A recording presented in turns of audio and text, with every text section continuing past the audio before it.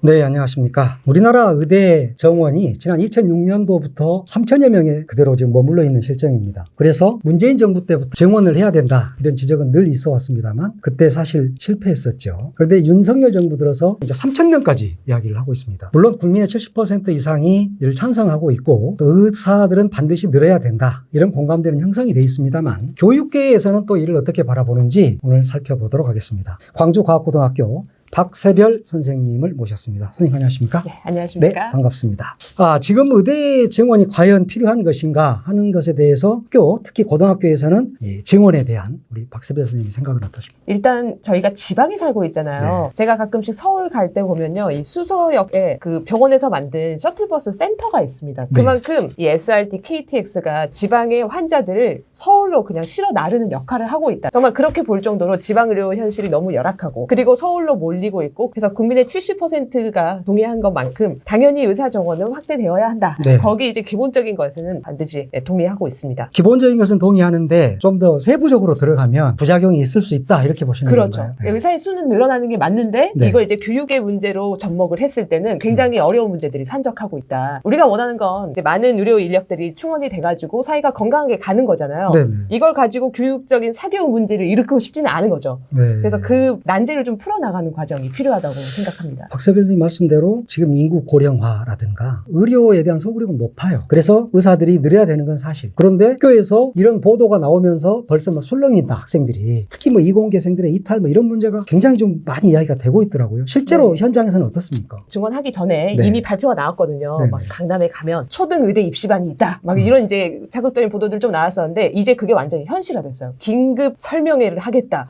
하면서 지금부터 수학을 해야 의대를 갈 수 있다. 이제 의사들끼리 열렸다. 조금만 하면은 다 의대를 갈 수 있다. 이제 이런 식으로 사교육 시장에서 굉장히 불을 지피고 있고요. 실제로 또 이공계에서는 완전히 이탈이 많이, 뭐 지금의 문제가 아니죠. 그 전부터 N수생, 뭐 수능 낭인이 있다. 반수는 이제 뭐냐면요, 대학교 들어가가지고 휴학계를 내고 2학기에는 수능 준비를 하는 거예요. 내가 조금만 더 하면 의대 갈 수 있으니까. 그게 반수예요? 네, 그게 반수고 요즘 또 새롭게 생긴 말 군수라고 있어요. 군수는 또 뭐예요? 군수는 뭐냐면 군대 가가지고 또 공부하는 거예요. 그러니까 이게 뭐냐면은 조금만 더 올려서라도 한 문제 더 맞아가지고 의대를 갈 수 있다면 어떤 사회적 비용과 어떤 세월이 지나가도 난 의대를 가겠다. 이 정도의 열망이 일어나고 있고, 대학원 지금 서울대 같은 경우 서울대 이공계 대학원이면 대표적인 이공계잖아요. 네. 지금 절반밖에 충원이 안 됐다고 해요. 그리고 석박사를 하고도 의전으로 가는 경우가 의전으로. 많고. 그러니까 이 현상을 교육계에서는 의대 블랙홀이라고 합니다.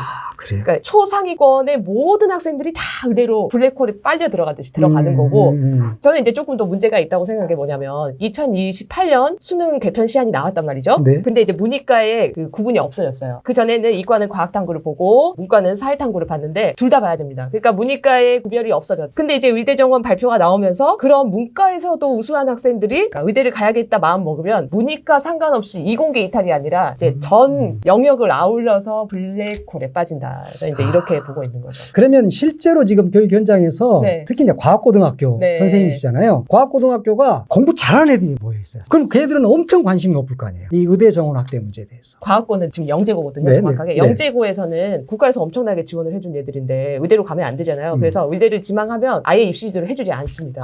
그래요? 지원받은 거 전부 다 환수하고 생활기록부도 다 없애고 이런 식의 지금 조치를 하고 있기 때문에 일단 우리가 그 자사고 같은 곳들 생각해봤을 때 유명한 곳들 있잖아요. 대구의 수성구, 네. 강남구, 목동 네. 이런 데에서는 고등학교가 그냥 의대 준비반이 되는 거죠. 의대 정원 확대는 반드시 필요하다. 그렇죠. 그걸 공감하시는 네. 거잖아요. 우리 국민들이 대부분이 네. 공감하고 있는데 의사협회가 반대하고 있는 거고. 그런데 또 교육계에서도 거기에 대한 파장이 있는 거잖아요. 이런 것들을 어떻게 조율을 해내야 될까요? 그러니까 저는 이제 좀 거시적인 문제를 언급 안 할 수가 없는데 네. 기본적으로 왜 사람들이 이렇게 의대를 가려고 하지? 요거에 대한 질문이 필요한 거죠. 네. 우리가 학교에서 진로 지도를 해가지고 너희들의 진로 작성을 찾아 이렇게 이야기를 하고는 있지만 이과 모든 학생들이 난 의사가 되고 싶다는 거는 그러니까 이 생명을 살리는 것에 그 사명감이 있어서라기보다는 실은 우리가 노동시장에서 가장 높은 수익을 차지하고 있는 그 의사라는 직업 때문인 거잖아요. 그럼요. 그래서 이 노동시장 전체가 뭐 자기가 원하는 진로를 전공하고 나의 그 전문 능력을 갖춰가지고 대학교를 졸업하든 안 하든 8시간을 하루에 근무하면 살 수 있는 생활의 조건이 있어야 되는데 현재 사회가 그런 게 아니기 때문에 네. 무조건 돈 많이 주는 네. 그런 직업을 쫓아갈 수밖에 없는 거고 예전에 우리가 스카이라고 했잖아요. 네. 대학 서열 이야기할 때 그렇게 이야기하면 옛날 사람.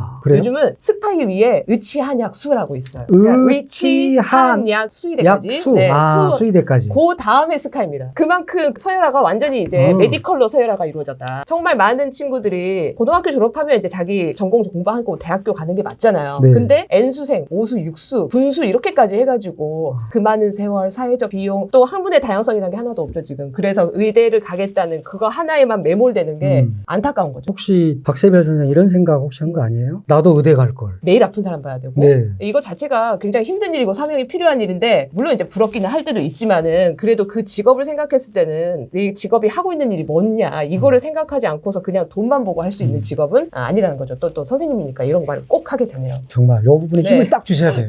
그러니까 다른 걸 다 버리고 돈 벌겠다고 의사가 됐어. 근데 그 과중에 돈이 또 안 되는 과는 버려. 이러니 의사로서의 사명이 있는 게 아니잖아요. 히포크라테스 정신이 아닌 것 같아요. 그러니까 처음부터 나는 정말 생명을 살리고 싶고 네. 이 의학에 이바지를 하고 싶고 인류를 구하는데 관심이 있는 친구들이 의대를 갈 수 있고 그 아이들을 키워다가 우리가 사회에서 의사로 키울 수 있는 그런 시스템을 만들어야 되는데 지금은 돈 많이 벌고 그렇게 할 수 있는 직업을 찾자. 이게 이제 의대가 되는 거예요. 자기의 네. 적성보다는 그냥 내가 갈 수 있냐, 저 소득을 얻을 수 있냐 이런 그 줄 세우기 서바이벌 세계가 돼버린 거죠. 거기 정점에 의대가 있다. 돈이 최고인 세상에 살다 보니까 애들까지 좀 애들 안타까운 현실이죠. 안타깝죠. 네.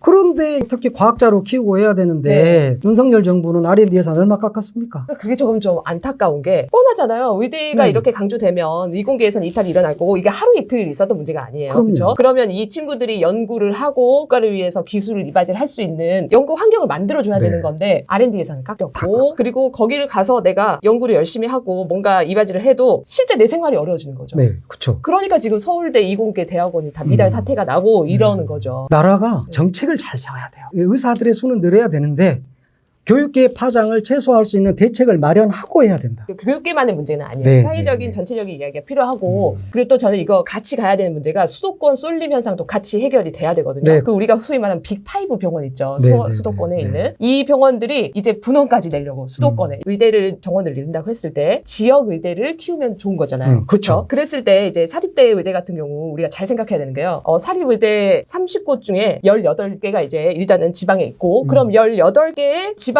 병원이 있어야 된다는 소리죠. 그렇죠. 그런데 그 중에 절반은 병원이 수도권에 있어요. 수도권에 있다. 지방에 있는 사립의대 정원을 늘린다고 해서 지역 의료에 도움이 되느냐? 폐지가 이건 않겠다. 우리가 생각을 해봐야 된다는 네, 거죠. 네. 네. 교육계에 미치는 파장까지 잘 들었습니다. 짧은 시간에 우리 박세별 선생님께서 너무 정확하게 말씀해 주셔서 저도 공부를 많이 했습니다. 네, 광주과학고등학교 네. 박세별 선생님과 함께 의대 정원 증원 문제, 교육계가 어려운 문제에 대해서 자세히 살펴봤습니다. 감사합니다. 감사합니다.